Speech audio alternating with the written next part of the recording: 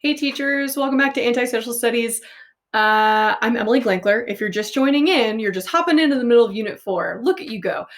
Today I want to just talk a little bit about how I approach Unit 4, which is, I think, one of the most important units of the whole course, and because of that, it's a little overwhelming. So what is in this unit?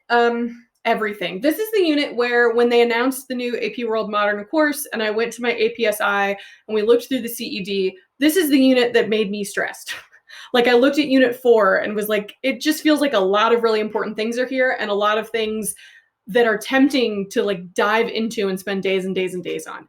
And so that is why, the advice I gave in the last video for Unit 3 was to try to get through that quickly, because honestly, like you're going to then apply what you learned in Unit 3, learning about those states here in Unit 4. And honestly, it's just more interesting because it's states interacting with each other. But I mean, this is the age of exploration, the conquest of the New World. This is also like growing competition of Europeans entering the Indian Ocean exchange. This is the creation of mercantilism, coerced labor, indigenous revolts. There's just a lot going on in this time period. Technically, this time period is also, right, the rising, like the Protestant Reformation, the growing Enlightenment. I mean, there's a lot to get distracted by. And I don't even want to say distracted because it's all kind of important, right? So, okay, first, what's important in this unit?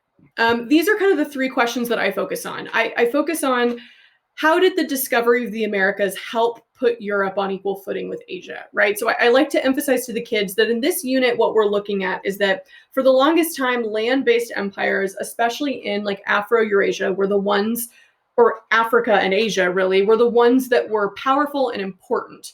And so you could tell that a state was powerful if it controlled a lot of land. Obviously, we saw exceptions of that in Unit 1 and 2 when we looked at like the Sultanate of Malacca or whatever, but for the most part, you could tell who was powerful by who owned the most land. Side note, this is the same in terms of an individual social hierarchy too, right? In an aristocracy in Europe, you could tell who was the most powerful by who owned the land and who was nobility.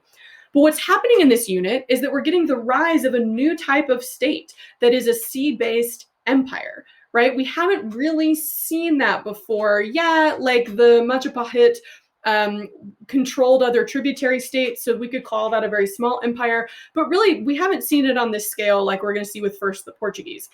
And so what's happening is that we have to understand, like, how is everyone reacting to this change? That there's now this new form of power in a sea-based empire. Controlling trade routes on its own can be really important and really powerful. Even if you're a tiny state like Portugal that just controls kind of coastal cities, right? That you could now be in some way competitive with China or with India is sort of insane, right? And so we want to think about how the discovery of the New World helped put Europe kind of up to par with these powerful old school like big guys of the Middle East and Asia. The second thing is what is new and innovative about these European maritime empires? Because there is a lot that is new, but also point out to your kids how really what we're going to notice is that things that seem new are actually just new versions of old tactics, things that like we've always been talking about doing in terms of state building techniques. So when you talk about like the Spanish Americas, right, you could just point out that they're really doing all the same things that we've been talking about since my Unit 0 video, right? They're using religion to gain legitimacy. They're kind of dividing up and conquering in the encomienda system. They're creating the casta system to create a clear social hierarchy. They're controlling the economics through mercantilism. So in a lot of ways, kids like to think of this era as this like whole new world because it's 1492 and we've discovered the new world and blah, blah, blah. But point out to them that actually we're continuing a lot of the tactics we've used before. It's just that the empires look a little different. They're spanning across oceans now. And then the last thing that I really hope you emphasize is how did non-Europeans respond to the arrival of Europeans in their regions? The temptation in world history is that as soon as we hit 1492, it just becomes European history. And that's not what AP World History is about, right? What we want to be thinking about equally is, okay, we want to talk about exploration and the Columbian Exchange, but just as equally, we want to talk about indigenous resistance in the Americas. We want to talk about how powerful states in Asia responded to the arrival of Europeans on their trading routes. We want to focus not just on how Europe is starting to expand and spread, but we want to also focus on the reaction of the rest of the world. Okay. What are my favorite lessons to do? This isn't my favorite lesson, but like, please, for whatever you think is holy, please talk to your kids about slavery. Like, please I carve out a whole day to just sit and talk with them about the history of race and about slavery. And by that, I mean the transatlantic slave trade and the form of chattel slavery that rises up in the New World.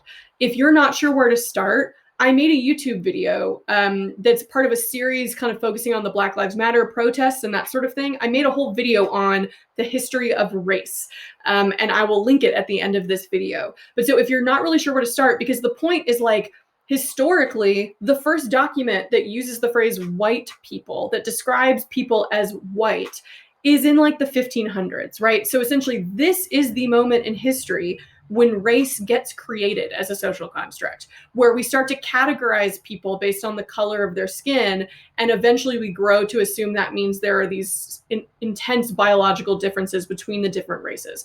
And also, you really want to talk to your kids about chattel slavery and how it was different from earlier forms of slavery. How, yes, slavery has existed forever. However, the designation that happens in like colonial Virginia that says like the child of a slave is also enslaved is new. And that is kind of a uniquely terrible form of enslavement. And so again, I just think it's really important to like, yes, it's in the CED, all that stuff. I don't give like multiple choice questions about this. We just sit in a circle and we spend a whole day where we talk about this. And I make sure everyone is really clear on where this idea of race comes from. It comes specifically to sort of justify what frankly lighter skinned people are starting to do around the world. And it also comes directly with the Middle Passage and the transatlantic slave trade. If you don't believe me, go do the research, go check out my YouTube video, but hopefully you believe me. Just trust me, I've done the research. My other favorite lesson, and one that the kids love, is Indigenous resistance movie posters. This lesson is on my website. It's already there and ready to go. Basically, I assign groups a different Indigenous person who led resistance, and then we use kind of the movie Harriet as our template, and they create like a movie poster about what would the movie about Queen Nanny of the Maroons be, or what would the biopic of Pugachev be. And it's really fun, and it incorporates art, and they have to do a Rotten Tomatoes score that evaluates the success of the resistance. It's actually one of my favorite activities we do all year. Okay, what skills go well with this unit? This is the CCOT unit. This is the unit to really emphasize like what is changing, what is staying the same, and to really, really help kids understand how to notice the difference and how to explain why. Why is Spain continuing this practice of using religion in the New World? Why are the English colonies changing their understanding of coerced labor and slavery, right? And this is also a great unit, if you haven't already, to introduce hipping documents, right? Evaluating the sourcing of a document. My next video is going to be about how I teach HIP, historical context, intended audience, purpose, and point of view. But if you haven't already, I haven't dived deep into it. I've been kind of indirectly having kids talk about like, what's this guy's point of view or whatever. But I actually first bring up HIP and have us practice this in Unit 4, because frankly, there's just like so many biased documents. There's just so many documents that are like clearly problematic, right? Either a conquistador's view of the Native Americans or a Native American's view of the conquistadors or whatever. And it's just a really like clear-cut, easy way to introduce the idea of like point of view or intended audience impacting the document. Just look up Columbus's letters, and like those alone are a way you can teach HIP.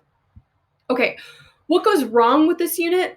It's really just that there's a lot to cover. And so just, you might want to take some inventory of like, what do your kids already know? Because for example, I know my kids coming in already know a lot about the Columbian Exchange. I don't need to spend a whole day talking about that. They don't need to know the difference between him and Diaz or Vasco da Gama or whatever. They need to know generally like what discoveries are being made and probably like what nation or European kingdom is making that discovery. But you don't need to spend like days and days and days focusing on Columbus and the conquistadors. Frankly, they've had plenty of time to be focused on.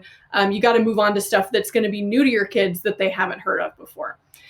So make sure that they have AP level sort of examples of the Columbian Exchange and that sort of thing, but then move on. And also just make sure to emphasize to your kids that like Asia still exists.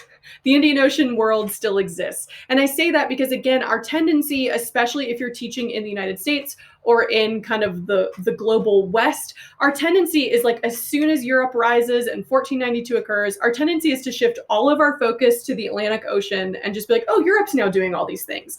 And again, it's not an AP Euro class, it's AP World. So make sure that you keep emphasizing that, like, a lot of what they're doing across the Atlantic and in the New World is just trying to find stuff that will help put them on equal footing with the people they really want to trade with, which are the Asian empires around the Indian Ocean. Okay, I hope that's helpful. Check out that video on the history of race and the slave trade. If you need some context, you're welcome to just assign that to your kids. I hope this was helpful. Good luck teaching Unit 4, and I will see you all soon.